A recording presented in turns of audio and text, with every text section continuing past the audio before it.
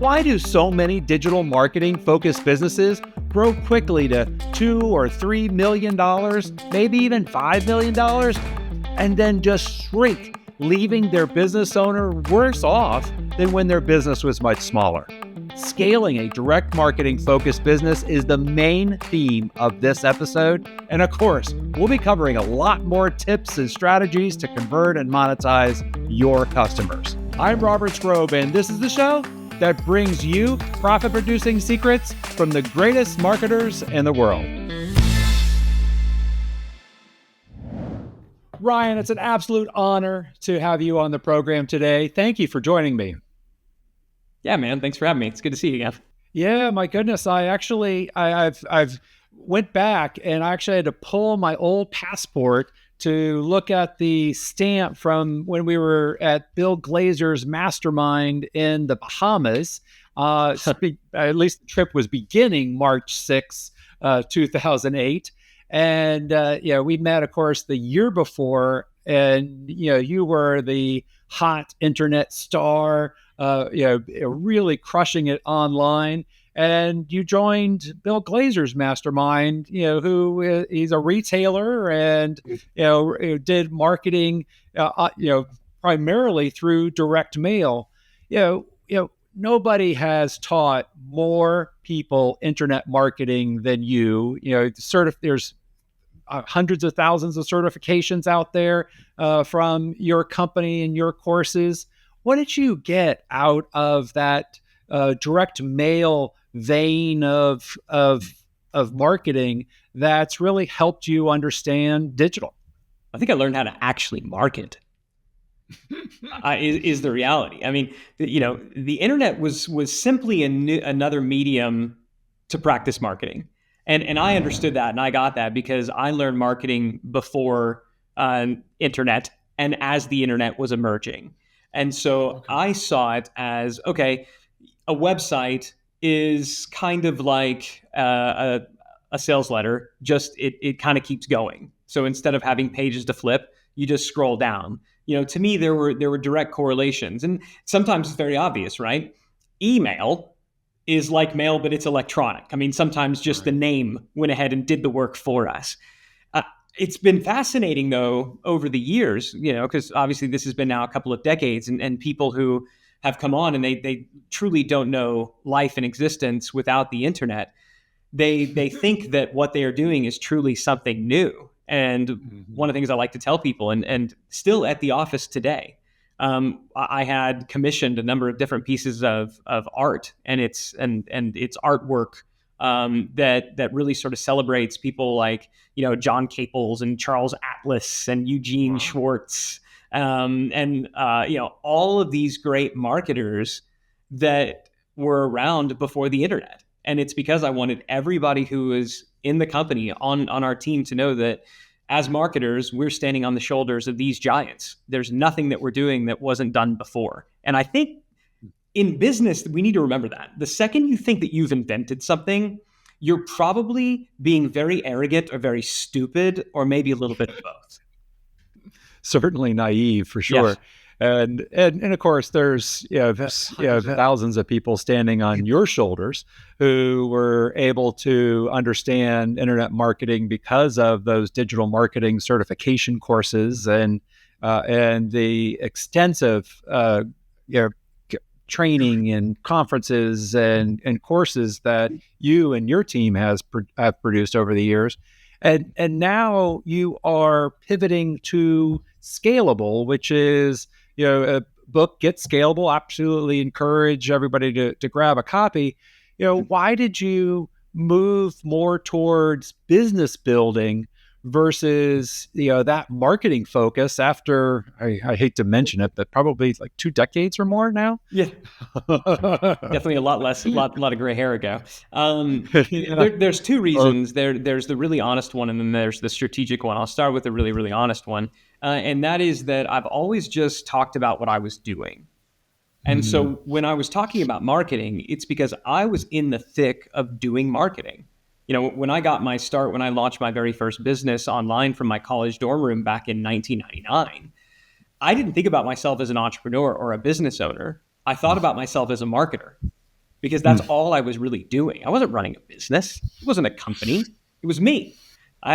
It was me from my dorm room, and I had a website. And I was selling stupid little ebooks on like how to make your own baby food and stuff like that. And I wasn't trying to make a living. I was just trying to make a few extra bucks. So I was a marketer, and that was enough. And so that's what I identified as. And so that's what I talked about, and that's what I taught. And that's always been my MO. I'm going to run these businesses, and then whatever I'm doing, I'm going to talk about. And what happened to marketing is it matured and it professionalized. And over the years, we did as well. So at Digital Marketer, we stopped talking about how to start a business online. And instead, we started talking about how to sell more of what you have online, how to take your business online. And then it shifted even more. And I remember coming to the event, our event that we held, and asking people, how many of you are here and you own your own business? And only about half of the hands went up. I was like, how many of you are here because your company sent you?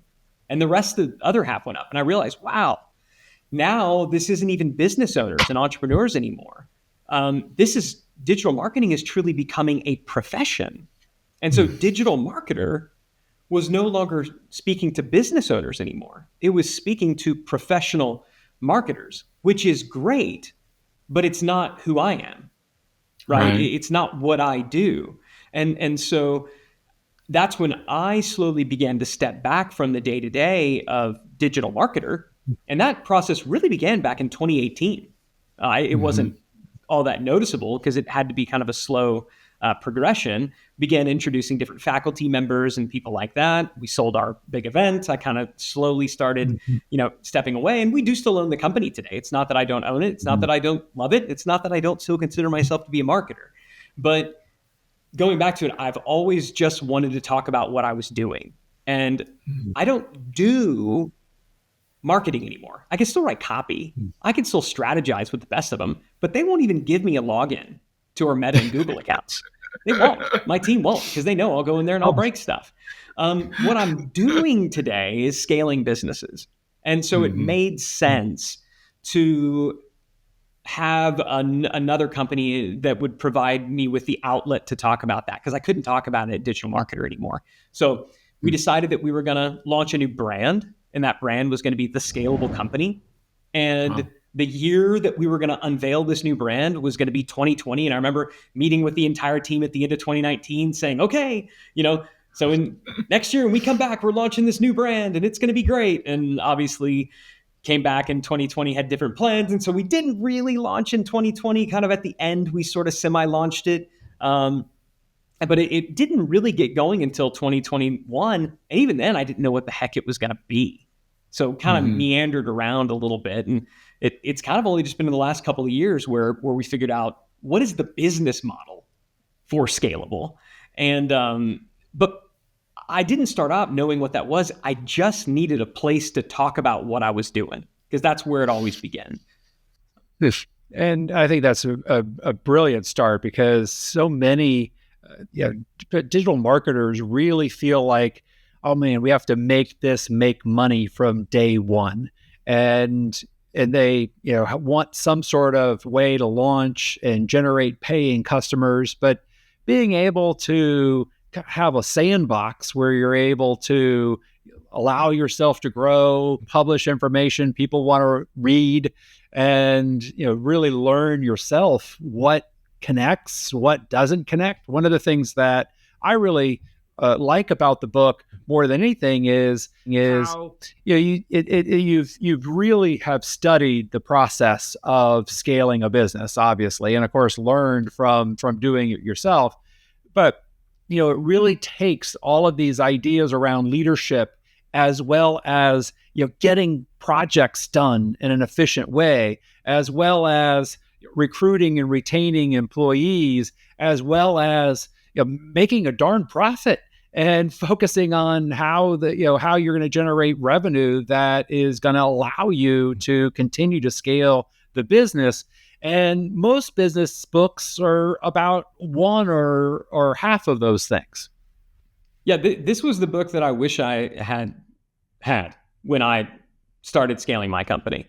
In 2012, that was when my business, my business really, really took off to the point. It was actually 2011 was when it really took off to the point that I was like, it became a thing. It was when we went from doing a couple $1 million in revenue to really starting to scale beyond that. Because I do believe just about any entrepreneur, just about any business can scale to a couple $1 million in revenue.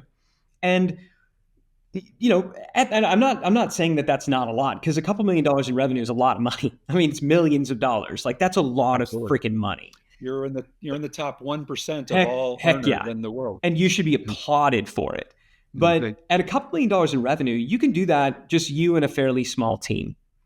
And the mistake that a lot of entrepreneurs make is that to go from $1 million, $2 million to $5 million, that it's the exact same playbook. Like, what got you from 0 to 100,000 to $1 million is the same thing that's going to take you up to 10 million, and it's not. And nobody told me that. And so as I started scaling, and we were going from $1 million, $2 million up to 4 million, 5 million, a couple of things happened. Number one, I personally started making less money.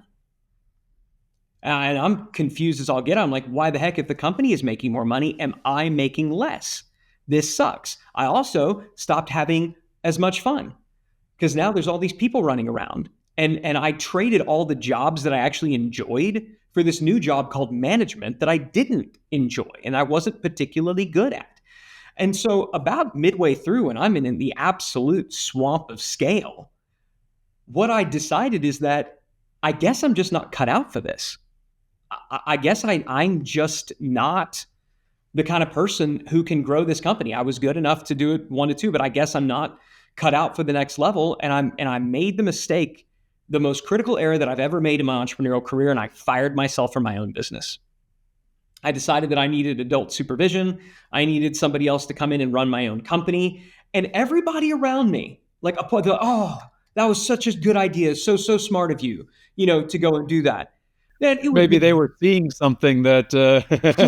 Man, it was the absolute worst mistake that I've ever made. And I'm not saying that you shouldn't hire executives or smart people around you, but I'm here to tell every entrepreneur out there, you absolutely have what it takes to scale your business from $1 million to $10 million in revenue. You have what it takes. You just need to know that it's a different playbook. In fact, the skills that made it possible for you to get to $1 million, 2 million are the very things that you need to die to.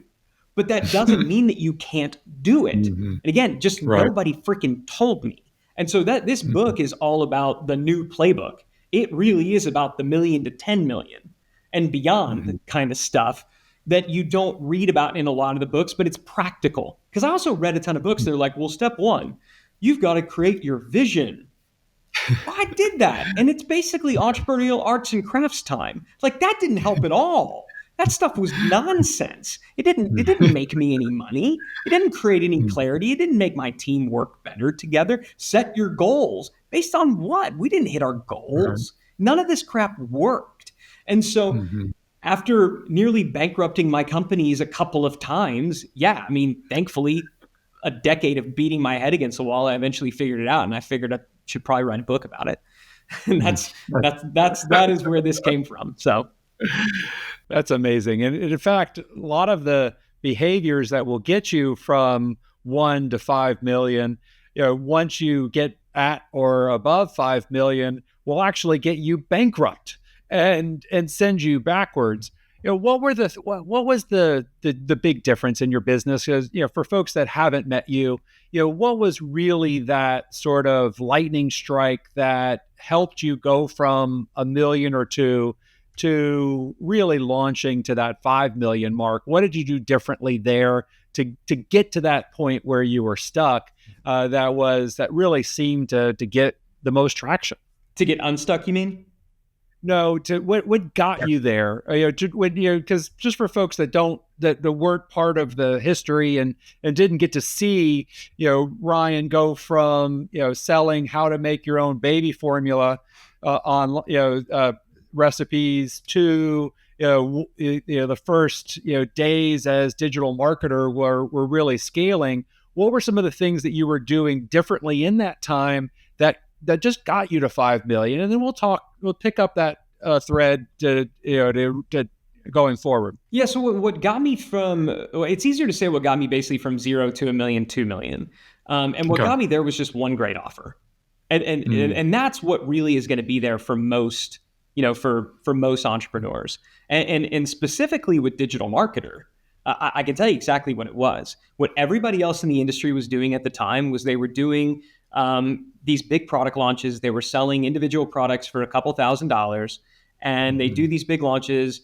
They'd sell out the product, they'd fulfill it, and then everybody would go off, on a vacation, or they'd buy a Lamborghini, and they'd repeat the process a couple times a year.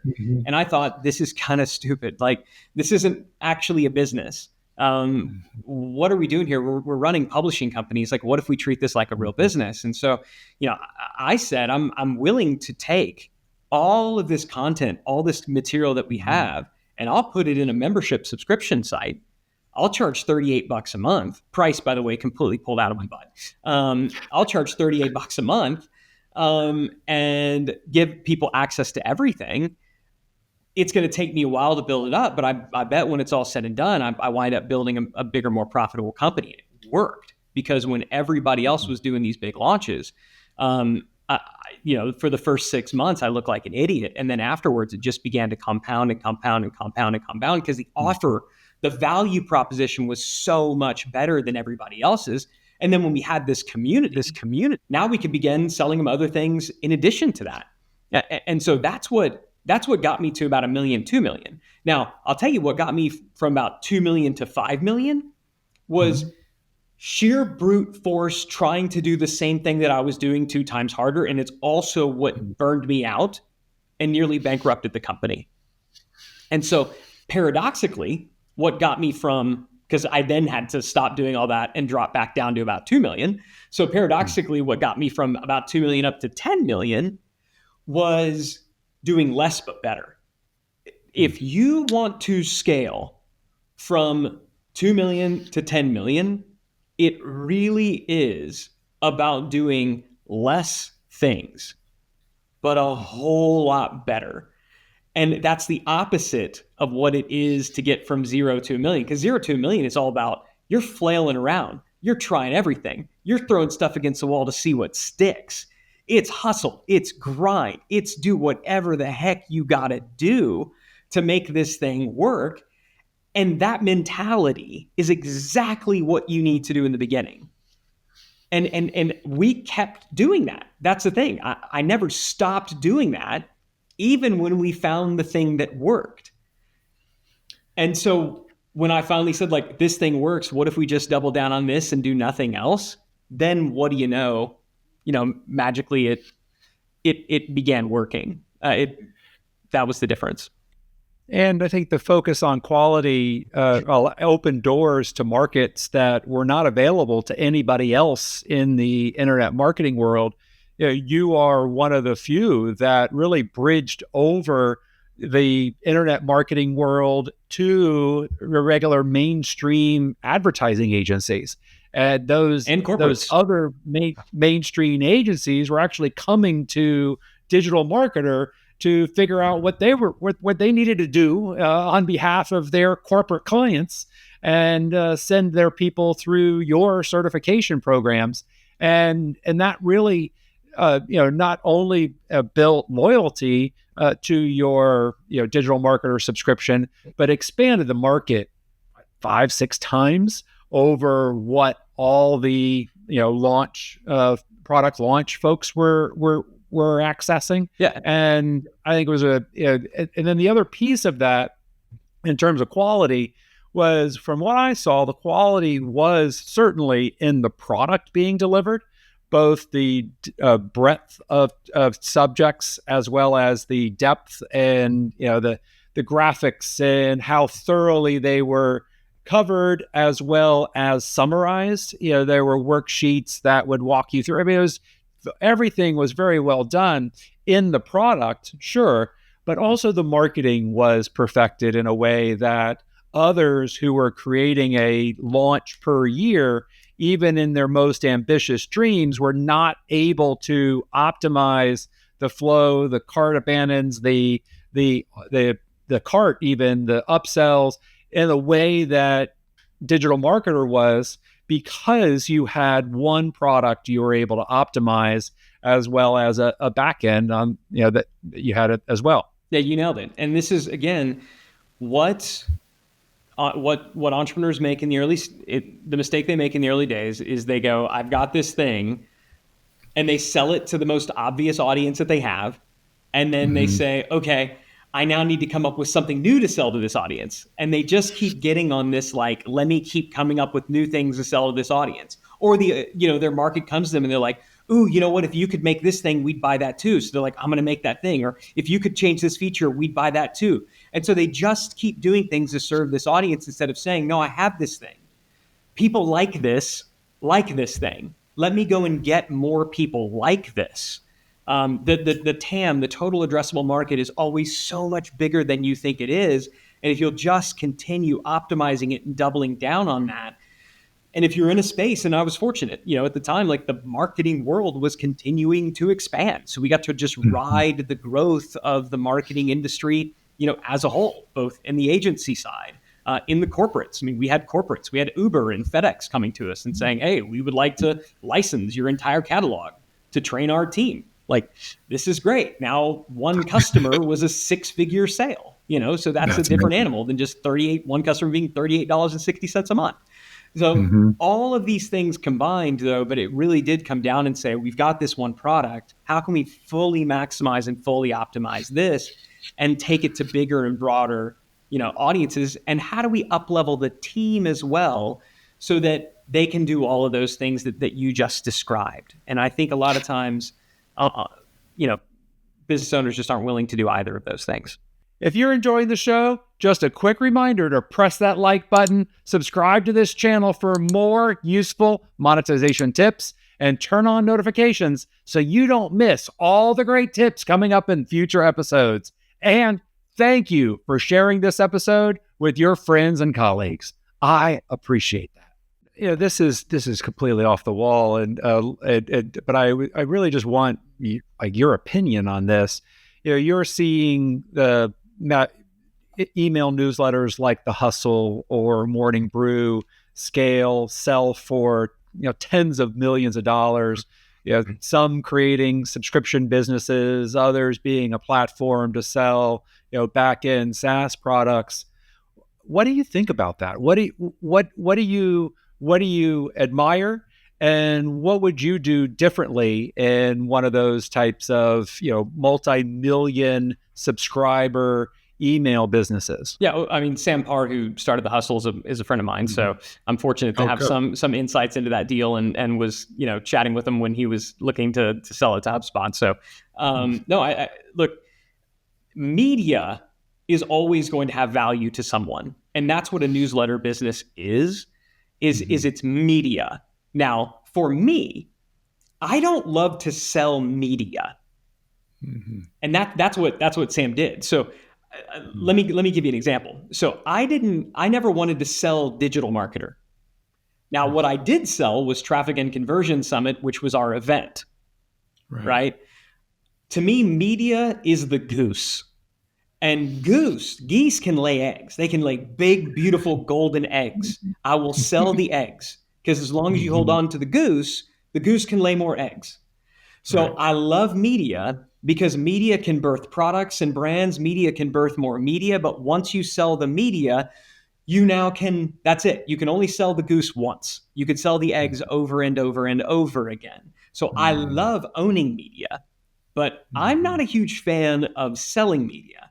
I'm a huge fan of creating media, owning media, leveraging that media to stand up and to prop up brands, and then selling those brands. So I think HubSpot, especially given that they bought a lot of it with stock, so basically free for them, right? I think they were very wise to buy that, those media properties. I think in general, though, just owning media as a media company where you're exclusively monetizing through advertising is a pretty terrible business.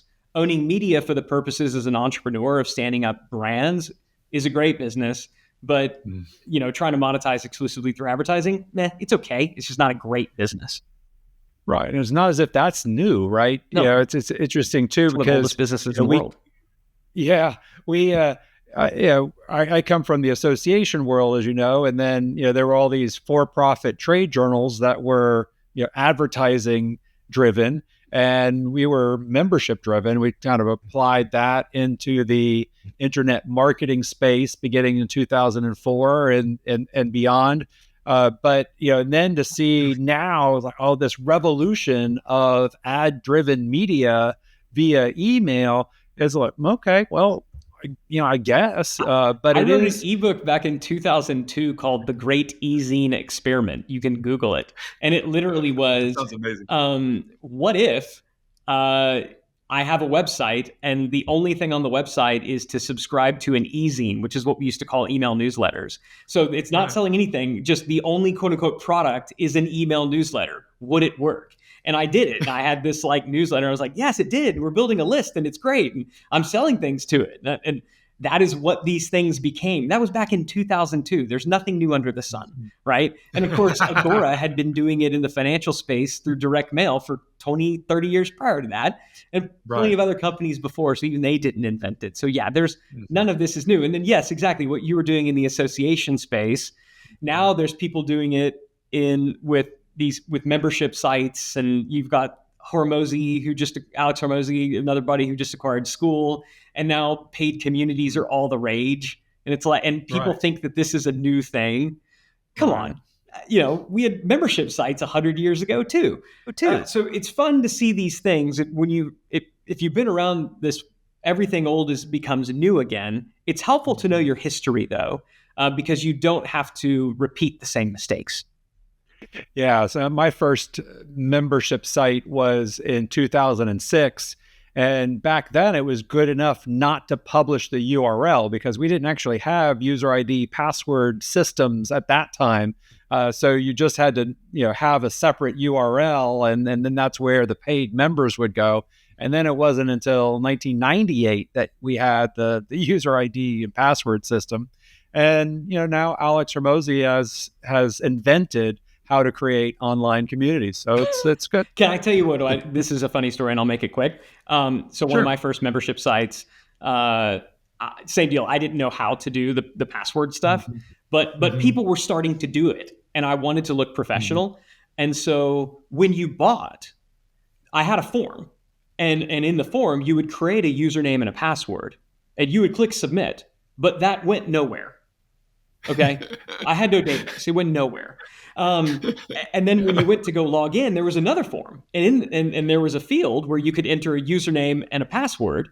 But when you click submit, that submit, it wasn't even a true submit button because I didn't know how to do that. I literally took a screenshot of somebody else's submit button. And it was an image of a submit button that linked off to the members area. So you could put anything you wanted in any of those fields. As long as you click that submit button, it was going to take you to the members area. We ran that thing for years, had it up to doing $40,000, $50,000 a month in subscription revenue before anybody ever noticed that, hey, I realized I clicked the submit button without entering and it took me right in. You should check your password protection. I'm like, oh yeah, you're right.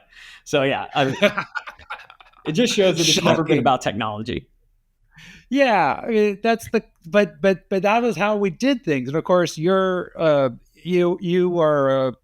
a longtime student of Jimmy D. Brown, who really scaled those types of systems, marketing on the internet, where the whole email newsletter, where it would have a different link every week to that week's content. And the membership site was simply a collection of unique URLs. Yep. As the content was being dispensed. I mean, this is what we did back in the day, where before all of this fancy technology. And you know what? I think in a lot of ways it worked better. Yeah, because it was simple. It's just fine. I want to talk with you about Scalable again, and one of the things that I found very powerful were your 5 scale myths that you mentioned, and one of them is myth number 1, certainly something that I had felt very strongly for a long time, and even sometimes I feel it still is, I just need more sales. But yeah, really, I mean, what business doesn't need more sales, Ryan? Why is that a myth? The business that doesn't need more sales is the business that's having a difficult time fulfilling the ones that they have right now.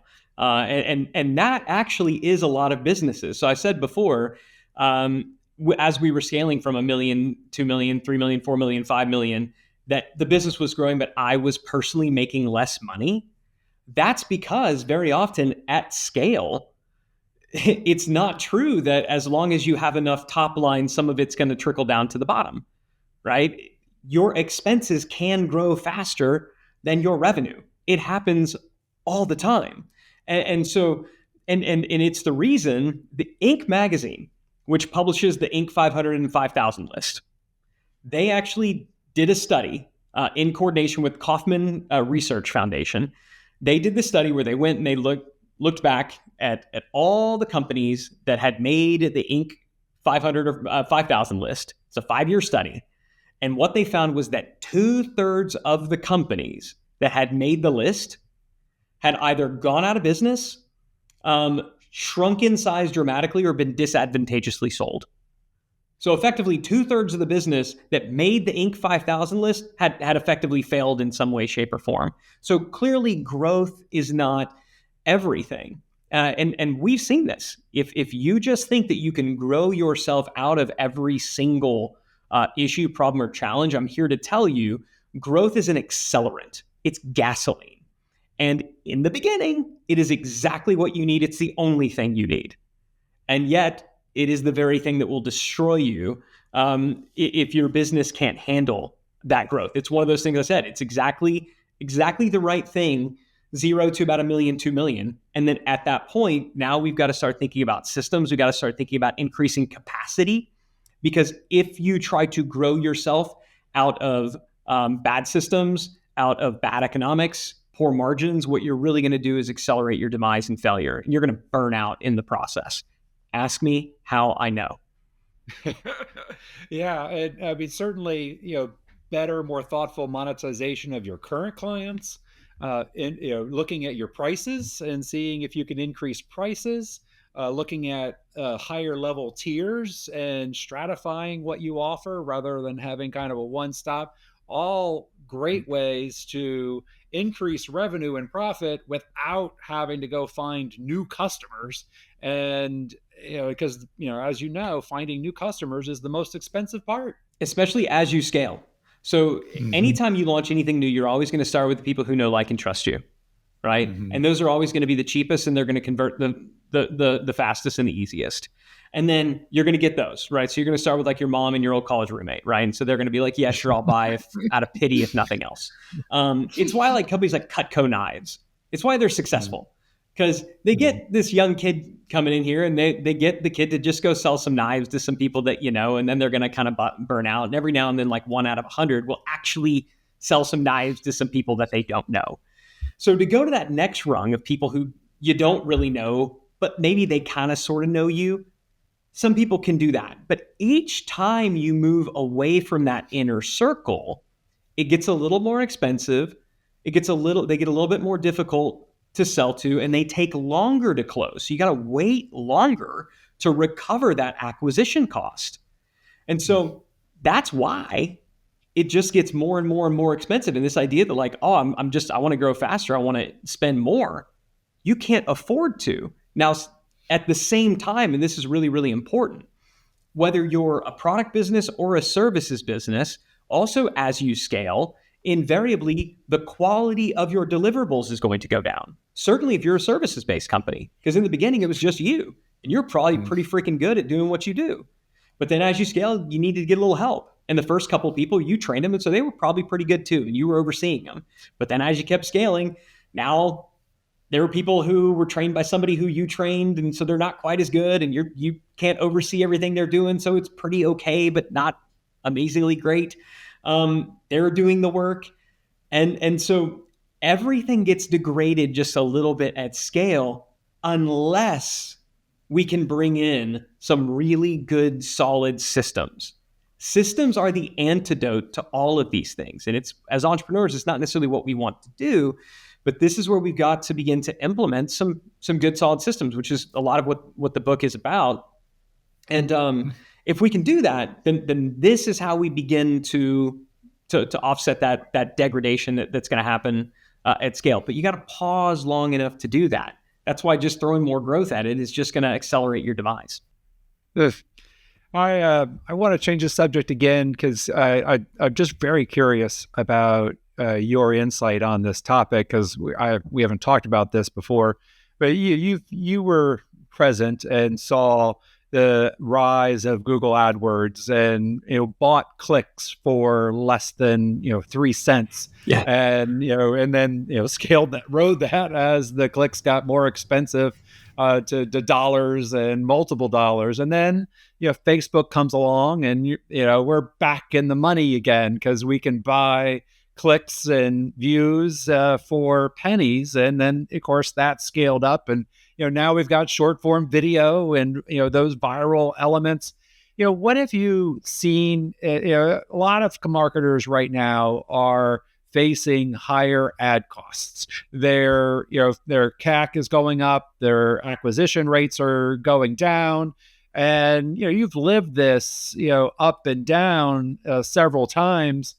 What do businesses, marketers really need to think about in order to create this simple offer that can outlast these ad busts and booms? So I don't know a single marketer, business owner alive today who's not spending more to acquire customers from paid media sources today than they were a year or two ago. Just not at scale. So oh no, I did. It's like, I found this source. It's like, you look into it and they're spending like $3 a month. It's like, shut up. Give me a break. So anybody doing anything at scale, it costs more. It just does. And it's only always the nature of media and advertising. It only gets more expensive. That's just how it is. And you will never win if you are a channel chaser. So if as a marketer, you're always just chasing and trying to find that next channel and abandoning the one that just got more expensive, then you will never win, because at some point you're going to run out of channels. And that's, by the way, where we are right now.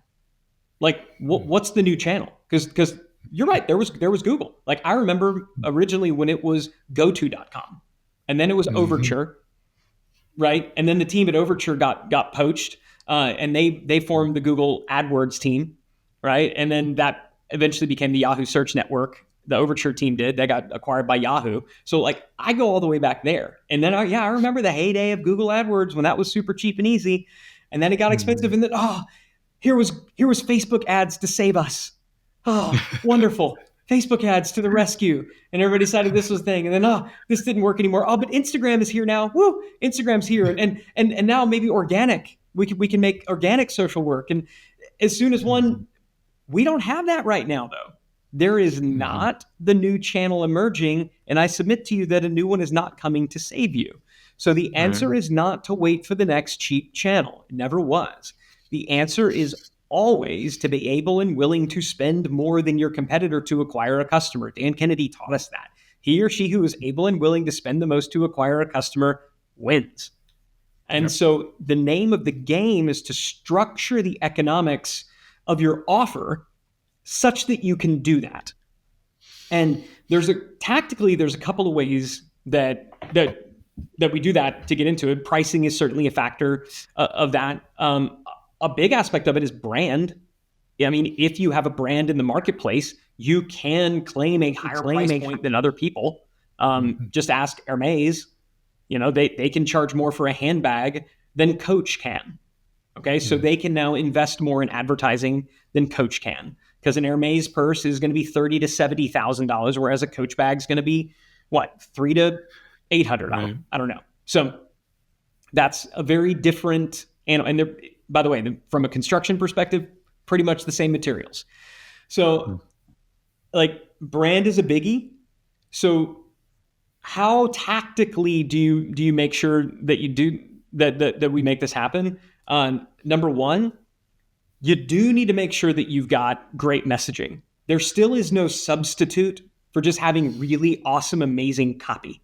And that's why I'm glad that I cut my teeth offline and that my early marketing mentors were great copywriters. Because for really the last 15 years, The people who won in marketing were the quants. It was the people who were the best at media buying, who could go and figure out the algorithm, right? Oh, I've figured out the algorithm and I've got this thing sorted. That's all gone. That's all gone. There was a time when there were like 8,000 different things that you could bid on in Facebook. Now it's like 3. You can't bid on squat anymore. It's just AI. It's like, you tell us how much you're willing to spend and generally who you want to do, and we'll do the rest. Don't you worry your pretty little head there, advertiser. We got you. Okay. So there's no more targeting out there anymore in the digital advertising space. It's basically gone. It's been taken away from us. So what do we have? Copy. So thing number 1, invest in and get really, really, really good at crafting great copy. Number 2, you've got to get really good at what we call ready now segmentation. So at any given point in time, 3 to 6% of your traffic, of your list, is ready to buy now. That's just that. Those are the numbers that have borne out for years and years and years. Now, that doesn't mean they'll necessarily buy from you. That's where the great copy comes into play. Right. But about 3 to 6% are ready, willing, and able to buy now. Now, the bulk of the 94 to 93% will buy at some point in the future. The key is, we used to, when traffic costs were low enough, we used to be able to offset the acquisition costs and eat out of those 3 to 6%. Now we can't, right? So what we need to do is we need to figure out, how do we get those 3 to 6% to acknowledge themselves, to raise their hands, so that we can sell to them now without alienating and pissing off everybody else.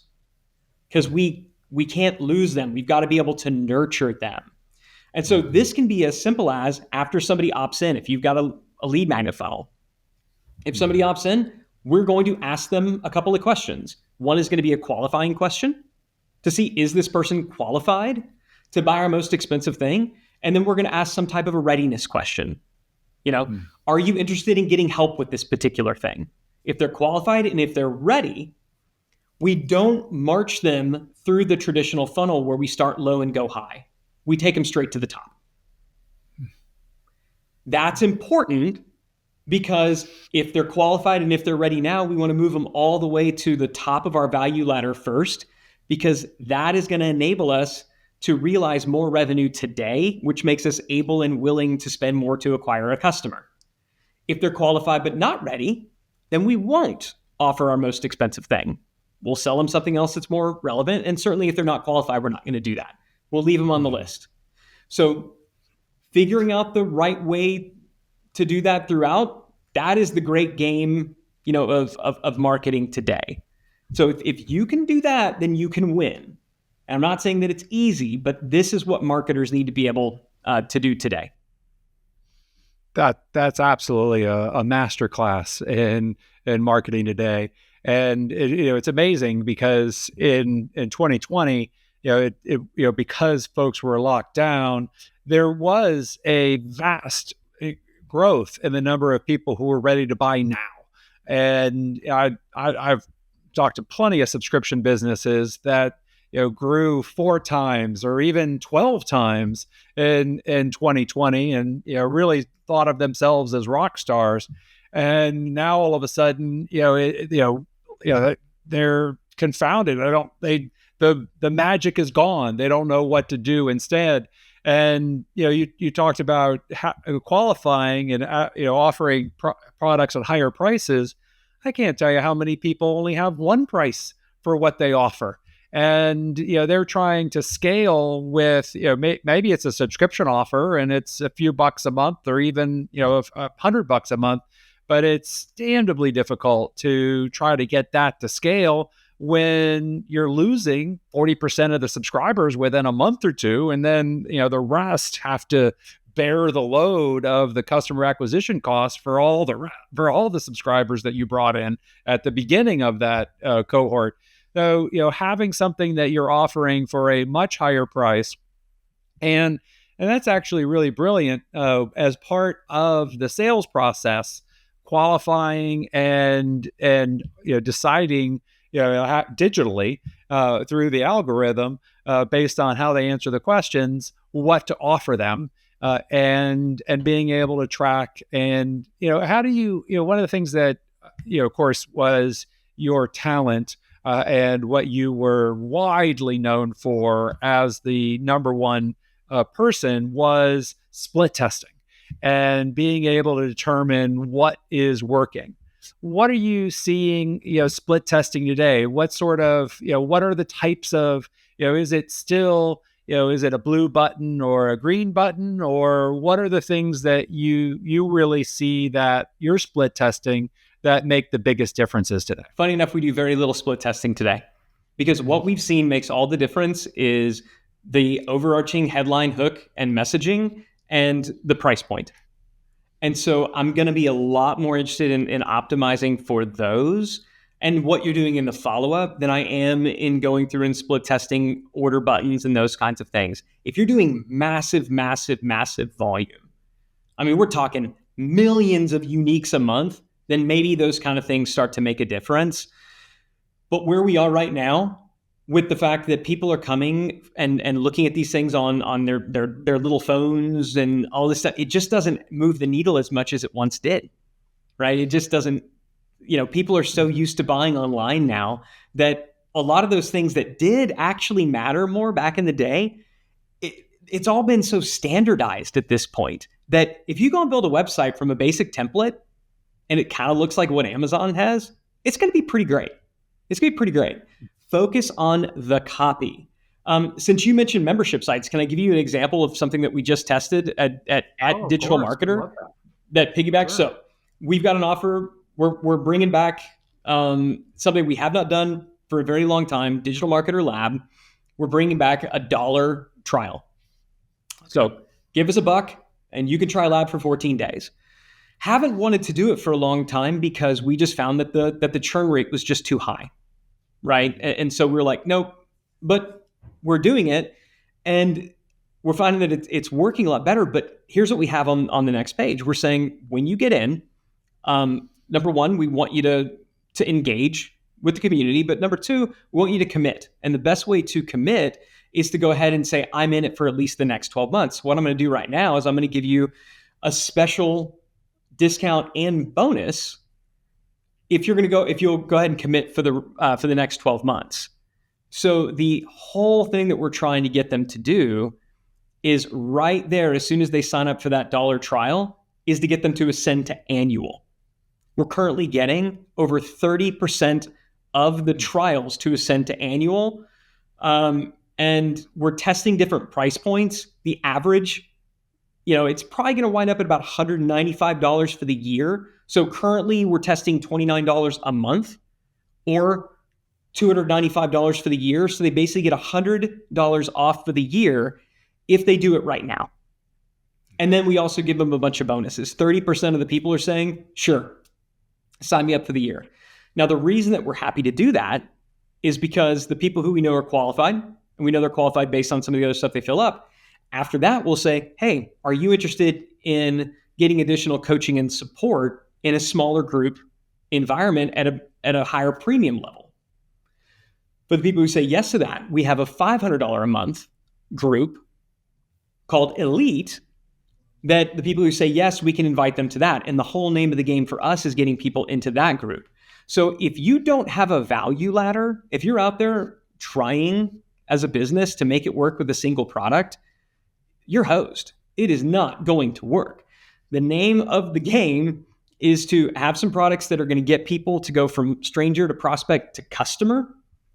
Get those folks who are ready now to ascend to the top of the value ladder as quickly as possible so that you can afford to nurture the people who are not ready to buy now, because they will be ready to buy later.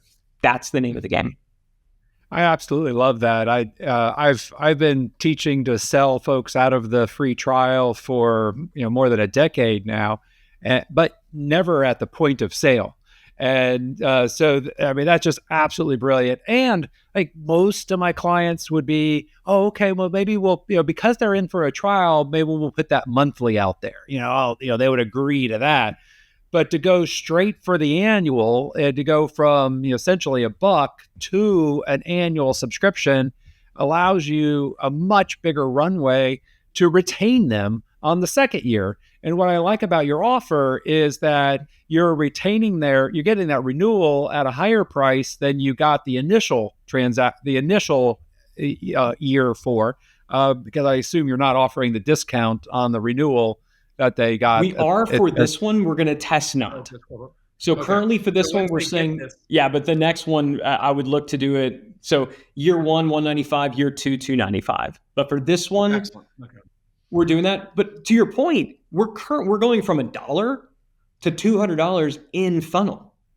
Do you know how much that changes up the economics and our ability to take this to media when 30% of the people are all of a sudden worth $200? I mean, do the math. Like, what is now the average customer worth? We can afford now to go out there and acquire at break even or better. And I think that's just a continuation of your brilliance in establishing those patterns. Decades ago, you created the tripwire concept where you're getting customer to make buy a smaller purchase, and then once they're in, offering them something of higher value at a price, and then generating a much higher value. I think it's fascinating how you're applying that to old school subscription marketing tactics. Nothing's changed. Absolutely brilliant. It's all the same stuff. Ryan, it's absolutely an honor to have you. Thank you for coming on to the Monetizer Show today. Robert, I appreciate you having me, man. It's been fun to talk and fun to catch up. I'd love to know, based on what Ryan and I were talking about today, what's been your experience with scaling digital marketing-based businesses? Share your thoughts below, and I look forward to hearing from you. And if you have a question about marketing, advertising, or monetization that you'd like my help with, all you got to do is send an email to caleb@monetizationresearch.com. And Caleb or I will do our best to include a response in an upcoming episode. As always, the best way to stay in the loop with all things monetization is to join our free newsletter, Monetization Daily. Get it at monetizationresearch.com. We'll send you our favorite news, tips, tactics, and discoveries about how to monetize your business, which is ultimately all about increasing your profits. Again, head over to monetizationresearch.com.